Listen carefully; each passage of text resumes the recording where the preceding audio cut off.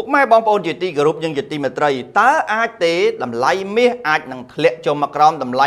$5000ក្នុងមួយតម្លឹងវិញ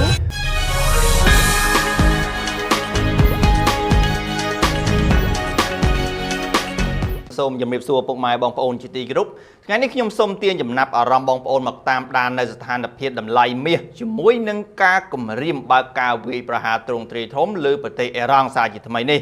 តើទិសដៅនៃតម្លៃមាសនឹងប្រែប្រួលទៅជាយ៉ាងណាតម្លៃមាសអន្តរជាតិគ្រាន់តែបើកផ្សារអាស៊ីមិនទាន់បានប៉ុន្មានម៉ោងស្រួលបួលផងស្រាប់តែដាំក្បាលចុះមកក្រោមភ្លាមដល់តម្លៃ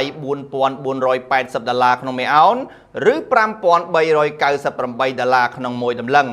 ក្រោយប្រធានាធិបតីអាមេរិកលោក Donald Trump បានសរសេរនៅលើបណ្ដាញសង្គម Truth Social ថាសម្រាប់អ៊ីរ៉ង់នាឡិការាប់ថយក្រោយហើយពួកគេត្រូវតែប្រញាប់ឆាប់ឡើងបើមិនដូច្នោះទេអ្វីនឹងមិននៅសេសសល់ឡើយនេះគឺជាការគម្រាមបើកការវាយប្រហារដែលនឹងសហប្រយុទ្ធជាមួយនឹងប្រទេសអ៊ីស្រាអែលក្នុងជុំទី2ទៅលើប្រទេសអ៊ីរ៉ង់តែទោះបីជាយ៉ាងណាក៏ដោយបន្ទាប់ពីតម្លៃមាសបានរងសម្ពាធធ្លាក់ចុះគួរឲ្យកត់សម្គាល់បែបនេះ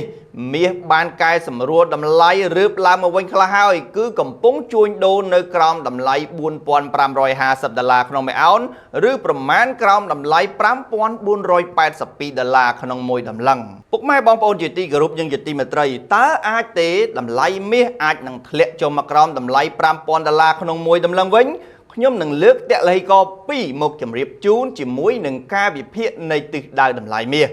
មួយសម្រាប់ស្ថានភាពបច្ចុប្បន្ននៃសង្គ្រាមនៅមជ្ឈិមបូព៌ាគឺកំពុងស្ថិតនៅក្នុងកម្រិតតានតឹងខ្លាំង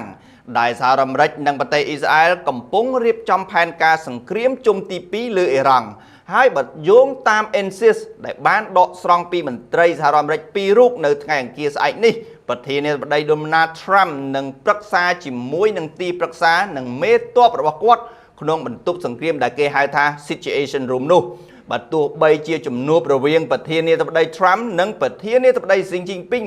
មានគំនិតរួមគ្នាឲ្យបើកច្រកអមមកក៏ដោយនេះគឺជាអ្វីដែលទម្លាក់តម្លៃមាសឲ្យជួញដូរជួរថ្មីនៅក្រោមតម្លៃ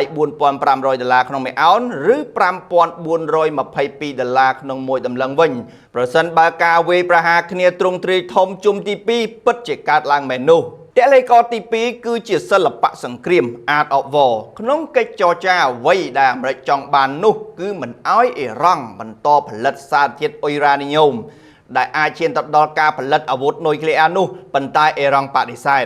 នេះគឺជាវិធីសាស្ត្រចរចារបស់លោក Donald Trump តាមរយៈការគម្រាមកំទេចតំបន់សំខាន់របស់អ៊ីរ៉ង់ដើម្បីឲ្យអ៊ីរ៉ង់ស្របតាមអ្វីដែលខ្លួនចង់បានដោយអ្វីដែលលោក Donald Trump ធ្លាប់ធ្វើកន្លងមកកត្តានេះគឺនៅតែធ្វើឲ្យតម្លៃមាសរងសម្ពាធធ្លាក់ចុះមកខ្លាំងក្នុងតម្លៃណាមួយសិន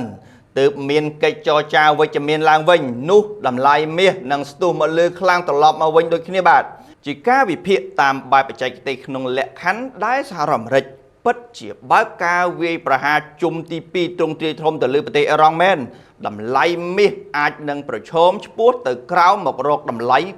$4000ក្នុងមួយអោនឬ$4819ក្នុងមួយតម្លឹងដែលជាតំបន់ស្នូលនិងរឹងមាំខ្លាំងមិនងាយធ្លាយផុតដែលធ្លាប់ជួញដូរការពីពេលកន្លងទៅនោះបាទបទវិភាគរបស់ខ្ញុំសូមបញ្ចប់ត្រឹមនេះ